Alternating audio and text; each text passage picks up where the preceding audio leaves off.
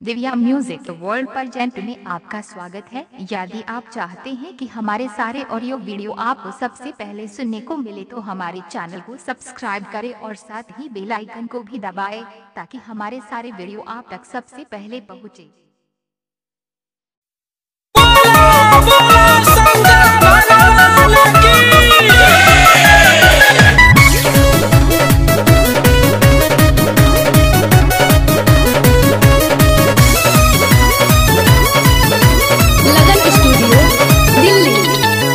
चढ़ गइल सावन के पावन महीनावा कैसे दुआरी तहरा आई। चढ़ गइल सावन के पावन महीनावा कैसे दुआरी तहरा आई। अरे सागरो फैलल बा बाबा कोरोना बीमारी कैसे केहू जलावा चढ़ाई। अरे सागरो फैलल बा बाबा कोरोना बीमारी कैसे केहू जलावा चढ़ाई।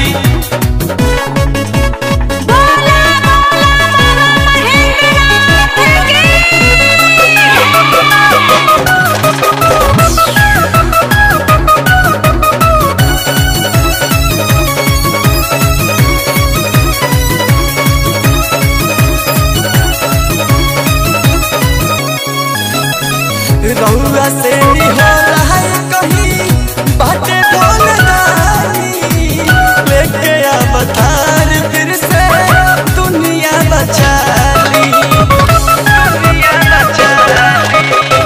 मचल हाहाकार बाबा दुनिया जहान में मिले ना दवाई बाबा कवनो दुकान में।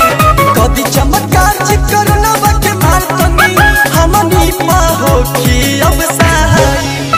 अरे सागरो फैलल बा बाबा कोरोना बीमारी कैसे केहू जलावा चढ़ाई।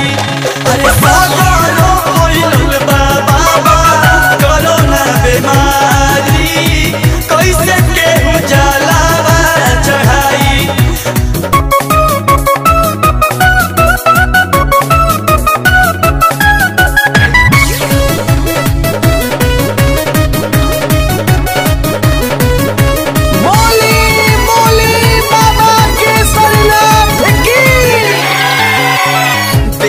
के पतैया पर लिखता दूर कदी बाबा अब तो कोरोना के बेटा। हरी करे जा थर थर का पता शरीर हो कृष्ण सतीश के बाबा